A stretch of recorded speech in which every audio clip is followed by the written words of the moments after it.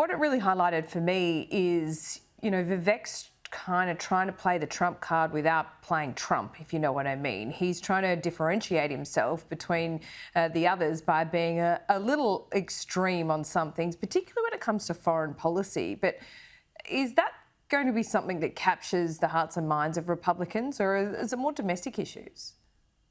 Well, first and foremost, it's domestic issues, as it is in most elections. All politics at the end of the day is local, and how people feel about their own pocketbooks and their way of life and their savings and so forth, and children's opportunities are going to always drive elections here. But foreign policy has been quite interesting. It is a little an opportunity for the candidates to differentiate themselves, because some of them are a little bit more interventionist when it comes to foreign policies. Others are a little bit more isolationist or non-interventionist. So there has been some of that discussion. Nikki Haley, for example, would be much more neoconservative or interested in intervening overseas than would Donald Trump, for example. So there has been a little bit of that. Again, typically in our elections, foreign policy doesn't drive an outcome, but it is giving voters a little bit of an insight as to what's different about the various candidates. Yeah. So how did Nikki Haley go? Fine. She's doing really well. She's doubled. She's tied for second place right now with Ron DeSantis. Some of the best polling of the year was done in the run-up to this debate, a huge national poll that showed Donald Trump at 60%, and Nikki Haley and Ron DeSantis with about 15% each, or about 35, 45 points down on Trump. That's a huge number. What it also showed for Ron DeSantis was that he was the favorite second candidate. It's a typical question in polling here, but I've never seen one as detailed as this. And the question is this: if your favorite candidate, drops out of the race, who's your favorite second choice?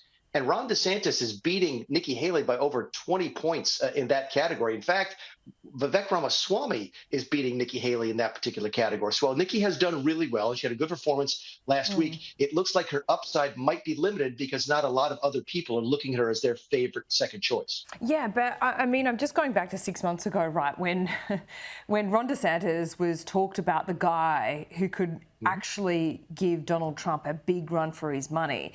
But when you compare Ron DeSantis to Donald Trump, he's still nowhere in all of that. So, I mean, on that metric, Ron DeSantis has kind of failed to launch a bit, hasn't he?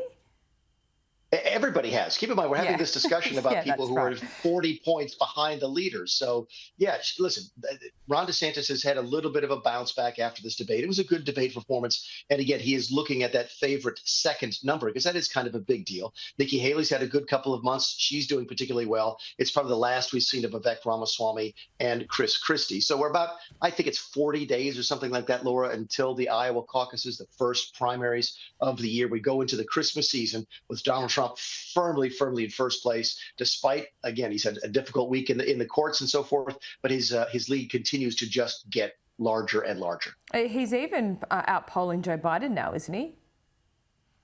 He is, not only nationally, which of course we don't elect presidents nationally, again, we do it state by state, but he's leading Joe Biden in these swing states, the states you sort of have to win. Everybody knows California is voting Democrat. Everybody knows Texas is floating Republican. It's those states that could go back and forth. There's 5 or 6 of them. And Donald Trump is beating Joe Biden in every single one of them, not by a huge margin, 4 or 5 points, but 6 months ago, he was losing by 4 or 5 points. So the momentum, to the extent that exists here, roughly a year out for the election, is still with Donald Trump. That's because inflation is still a problem. Other domestic policies are not going well. The border is a disaster here. Everything's going wrong for Biden. And again, he continues to get weaker. Trump continues to get stronger. Is Hunter affecting Joe and his legal worries, or is that just a sideshow? It actually does affect him, and here's why. Hunter Biden got indicted again in California on new tax evasion charges, and they're really sordid. It details payments to adult online services, to women, and so forth. It's really sordid stuff, as you would imagine, with somebody who was having addiction issues at the time. But here's how it impacts Joe Biden. Joe Biden ran as sanity. He ran as calm after the Trump storm. Vote for me and things will get back to reasonably normal.